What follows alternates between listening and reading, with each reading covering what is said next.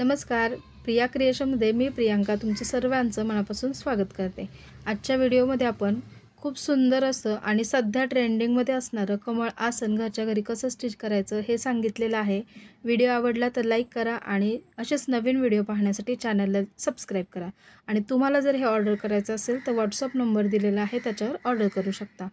हे कमळ आसन बनवण्यासाठी मी खाली फोम शीट घेतले, मध्ये अस्तर घेतलेला आहे आणि वरती खणाचं कापड ठेवलेलं आहे, ते उलटं ठेवलेलं आहे। याचं माप सांगते तर याचं माप आहे 17 बाय 17 इंच। असा एक स्क्वेअर पीस घेतलेला आहे कट करून। आता ह्याला चारही बाजूंनी स्टिच करून घ्यायचं आहे। मध्ये थोडंसं गॅप सोडायचं आहे, तिथं स्टिचिंग करायचं नाहीये, ते बघू शकता एवढ्या भागामध्ये। आणि बाजूने बाकी सगळीकडून स्टिच करून घ्यायचं अर्धा इंचाचं मार्जिन सोडून। इथे मी स्टिच करून घेतलंय आणि हे जे ओपन ठेवलं होतं तिथून आपल्याला हे आता सरळ करून घ्यायचं आहे।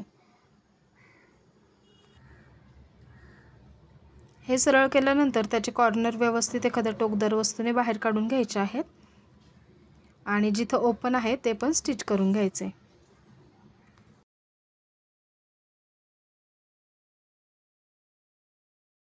ही ओपन असलेली बाजू आतमध्ये फोल्ड केली आणि इथं पण स्टिच करून घेतलं।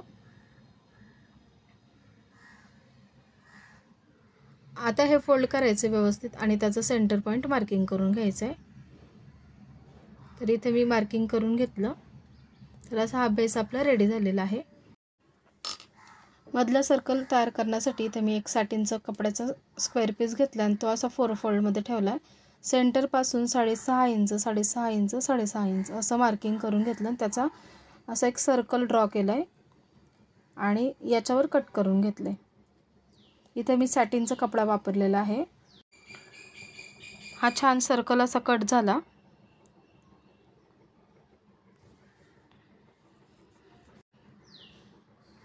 तेरा इंच ह्याचं माप आलेलं आहे। खाली नॉन ओव्हन ठेवलेला आहे आणि त्याच्यावर हा पीस उलटा ठेवलेला आहे। त्याला पिन लावून घेतल्या व्यवस्थित आणि जो सर्कलचा आकार आहे त्याप्रमाणे ह्याला स्टिच करून घ्यायचे सगळीकडून।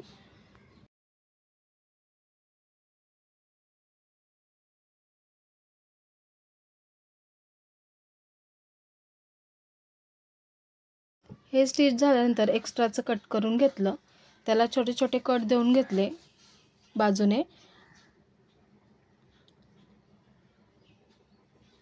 त्यानंतर फक्त नॉन ओव्हनला थोडासा कट इथं देऊन घेतला आणि तिथून ते सरळ करून घेतलं। सरळ केल्यानंतर एकसारखं करून घ्यायचे ते। तर असा हा सर्कल मेन आपला तयार झाला मधला।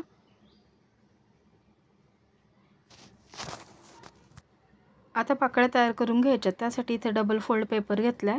खाली 2.5 इंचावर इथे मार्किंग केलं आणि वरती 5.5 इंचावर मार्किंग केलं आणि त्याचा पाकळीचा शेप ड्रॉ करून घेतलाय। त्यानंतर हा कटिंग करून घेतला। तर असा पाकळीचा शेप तयार होईल। आता इथे मेन फॅब्रिकवर मी हे कट करून घेतले आणि त्याला आतल्या बाजूने पेपर पेस्टिंग लावून घेतलेलं आहे। अशा सर्व पाकळ्या मी तयार करून घेतल्या। खाली सॅटिनचं कापडच घेतलेलं आहे आणि ते सरळ ठेवलेलं आहे आणि त्याच्यावर हा पाकळीचा शेप ठेवायचा आणि कडेने एक 1.5 इंचाचं मार्जिन सोडून स्टिच करून घ्यायचे जसा आकार आहे त्याप्रमाणे।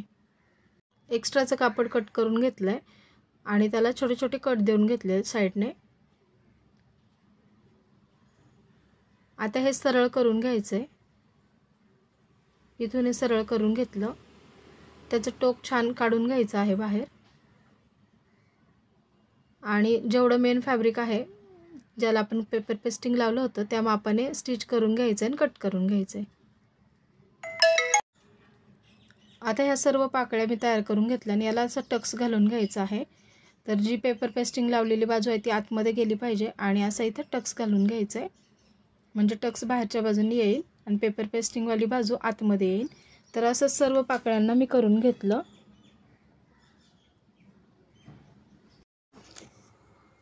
आता सर्कलला ह्या पाकळ्या लावून घ्यायच्या आहेत।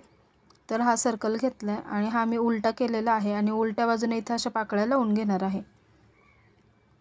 तर इथे एक एक पाकळी अशी ठेवून घेतली आणि ही लावून घ्यायची आहे। एका शेजारी एक अशा मी लावलेल्या आहेत। एकसारखंच मार्जिन धरून ह्या पाकळ्या लावून घ्यायच्या आहेत।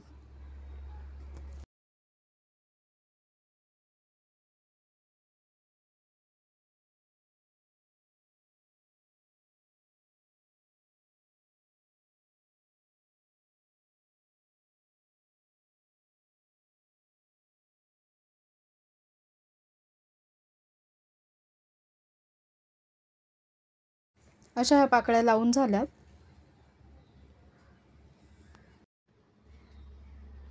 एक्स्ट्राचे काही दोरे असतील ते कट करून घेतले।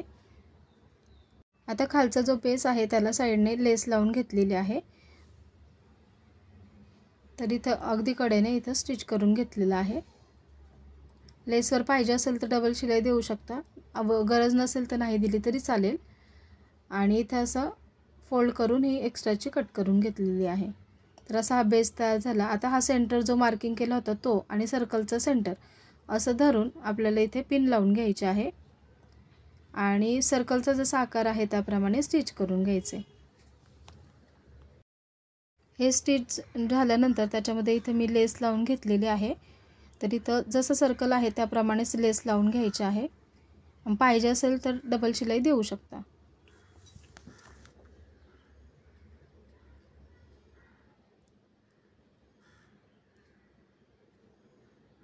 इथे फोल्ड केली एंडिंगला आणि इथं डबल स्टिच देऊन घेतली।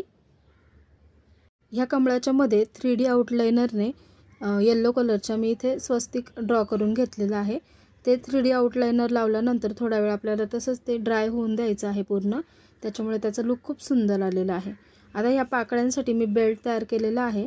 तर बघू शकता खूप सुंदर असं हे कमळ आपलं तयार झालेलं आहे। हा बेल्ट बनवण्यासाठी इथे मी पट्टी घेतलेली आहे 4 इंच रुंदी आणि जवळजवळ त्याची 45 इंच लांबीची अशी एक पट्टी घेतलेली आहे।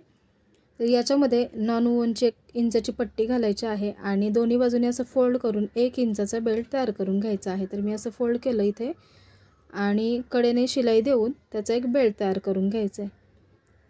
सुरुवातीला फोल्ड करायचं आहे थोडं, इथे बघू शकता हे असं।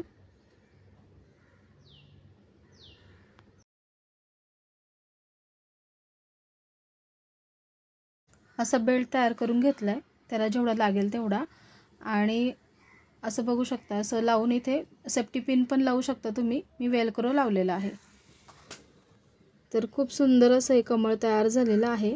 हे असंही छान दिसतंय, जेव्हा आपण त्याच्यात गणपती बाप्पा ठेवणार तेव्हा ते खूप छान दिसणार आहे आणि गणपती बाप्पा ठेवल्यामुळे मधला जो भाग आहे तो सुद्धा झाकून जाणार आहे। तर प्लेनही तुम्ही ठेवू शकता किंवा मी हे अशा प्रकारे ह्याला 3D आउटलाइनर वापरलेलं आहे आणि त्याच्या ने इथं स्वस्तिक असं ड्रॉ करून घेतलेलं आहे। ते आपल्याला 24 तास असं सुकत ठेवावं लागतं। तर खूप सुंदर असं हे कमळ तयार झालं। तुम्हाला कसं वाटलं कमेंटमध्ये नक्की सांगा आणि ऑर्डर करायचं असेल तर व्हॉट्सअप नंबर सुद्धा दिलेला आहे आणि याच्या आधी सुद्धा मी कमळाचा एक व्हिडिओ शेअर केलेला आहे, त्याला सुद्धा खूप छान रिस्पॉन्स दिलेला आहे। तर तुम्हाला तो व्हिडिओ पण बघायचा असेल तर चॅनलला व्हिजिट करून तुम्ही बघू शकता। असेच नवीन व्हिडिओ पाहण्यासाठी चॅनलला सबस्क्राईब करा। धन्यवाद।